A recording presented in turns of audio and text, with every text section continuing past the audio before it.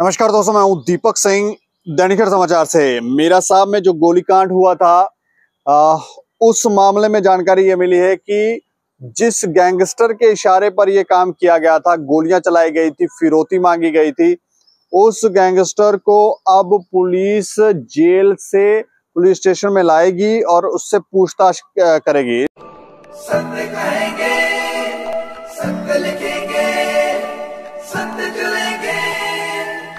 इस मामले में हम थोड़ी जानकारी दे दें कि देर रात को मीरा साहब में आम आदमी पार्टी के एक नेता ओम प्रकाश उनके रेस्टोरेंट के ऊपर गैंगस्टरों की तरफ से गोलियां चलाई गई थी। पहले फिरौती मांगी गई, 10 लाख रुपए की फिरौती मांगी गई थी और उसके बाद जब वो नहीं हुई तो बाहर जाके गोलियां चलाई गई। उसकी सीसीटीवी फुटेज भी हमने आपको दिखाई दी और उसके बाद ये लोग वहां से फरार हो गए थे और पुलिस ने फिर छापे मार के 3 लोगों को गिरफ्तार कर लिया था। इस मामले में अब जानकारी है, इसमें एक गैंगस्टर की तरफ से पोस्ट किया गया था कि इस सारे मामले की जो भी ये कांड हुआ है उसकी हम जिम्मेदारी लेते हैं। तो जिम्मेदारी जिसने ली थी वो जेल में है, अबू जट। अब उसे पुलिस जो है वो जेल से पुलिस स्टेशन लाएगी। इस मामले में विस्तार से जानकारी के लिए हमारे साथ हमारे सीनियर क्राइम रिपोर्टर हैं गोविंद चौहान। गोविंद जी, दीपक जी। अच्छा मैम, मीरा साहब में जो मामला हुआ था, जो एक गैंगस्टर की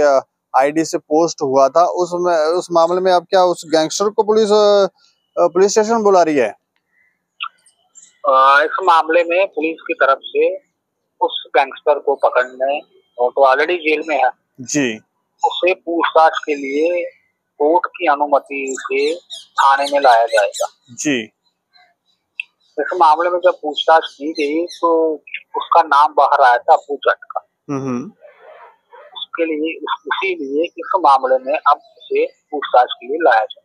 तो वो तो जानकारी ये भी आई थी कि वही मास्टरमाइंड है।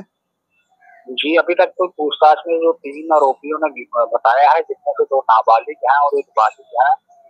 इनकी पहचान हुई थी गुग्गा, कृष्ण और तीसरा आ गया कुलवीर भगत उर्फ रिंकू। अच्छा, 2 नाबालिग हैं? 2 नाबालिग है इस मामले। अच्छा, इन नाबालिगों को ऑब्जर्वेशन होम आरसपुरा में रखा गया है, तो थाने में नहीं रखा गया। ये गुग्गा भी नाबालिग है? जी, गुग्गा और कृष्ण नाबालिग है और रिंकू जो है वो बड़ा है। तो हाथ में कट्टे लेके घूम रहे हैं?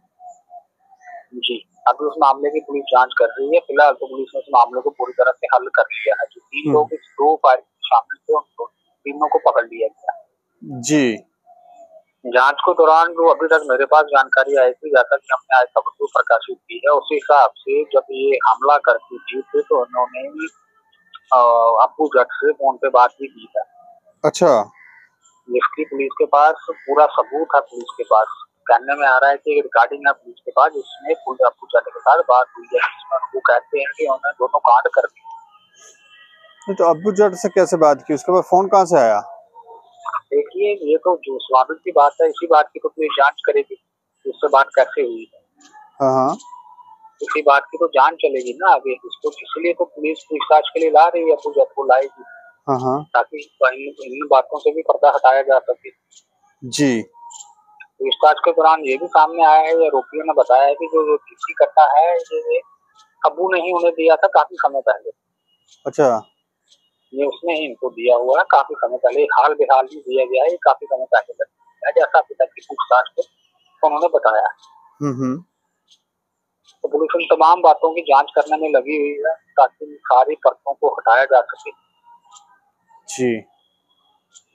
तो इसलिए ये फायरिंग करने के बाद अबू जट के ही गांव में गए थे। वहां पे एक शमशान घाट है, वहां पे एक का ठिकाना है, वहां पे छिपे थे। यहाँ से पुलिस ने इनको गिरफ्तार किया था। अच्छा, मतलब ये अबू जट के ही गुर्गे हैं?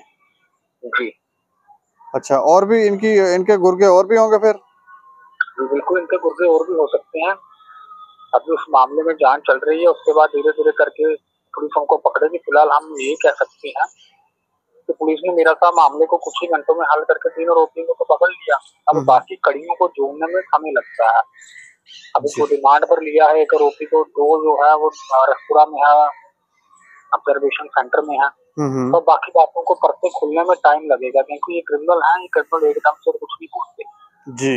कि आते ही थाने में तोते की तरह बोलने लगेंगे, ऐसा कुछ नहीं होता है। इनको पूछताछ करने में समय लगता है, अलग अलग बयान आते हैं, उसके बाद पुलिस को कड़ी मेहनत करनी पड़ती है इनके बयानों को तोड़ने जी। उसके बाद कहीं कंक्लूजन तक पहुंचा जाता है। तो मतलब अब तक खबर यही है कि अब्बू जट को जेल से, कठुआ जेल से अब उसे पुलिस स्टेशन मीरा साहब में लाया जाएगा पूछताछ के लिए। जी चलिए, शुक्रिया हमें जानकारी देने के लिए। शुक्रिया।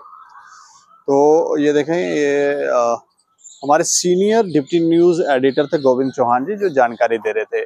और मामला देखें कितना हैरान करने वाला है। नाबालिग भी जो हैं वो भी बदमाशी कर रहे हैं, कट्टे हाथ में लेके घूम रहे हैं, और इन लोगों को शायद डर और खौफ ही नहीं है। एक घटना तो इन्होंने मीरा साहब में अंजाम दी, उसके बाद आरएसपुरा के चौहाला में गई, वहां जाकर भी फायरिंग की, और उसके बाद शायद दहशत का माहौल बनाने की कोशिश कर रहे थे। और मास्टरमाइंड कौन है? जो जेल के अंदर बैठा है, अब्बू जट। अब अब्बू जट से भी फोन पर बात हुई है, उसकी भी शायद पुलिस को जानकारियां मिल गई हैं, सबूत मिल गए हैं, और इसलिए अब पुलिस जो है उसे अपनी कस्टडी में लेकर पूछताछ करना चाह रही है। सवाल कई उठते हैं कि जेल के अंदर फोन कहां से चला गया, फोन पे बात कैसे की गई, ये सब क्या चल रहा है। जेल के अंदर से तो वैसे भी कुछ खबरें हमने कोट बलवाल जेल की बताई हैं, अम्फला जेल से भी जानकारियां आती हैं, और अब कठुआ जेल के ऊपर भी सवाल उठ रहे हैं कि आखिर वहां क्या चल रहा है, वहां कैसे जेल के अंदर फोन पहुंच गए हैं। इस खबर के ऊपर आप प्रतिक्रिया रखें और देखते रहें दैनिक समाचार। मुझे और मेरे सहयोगी को दें इजाजत। नमस्कार।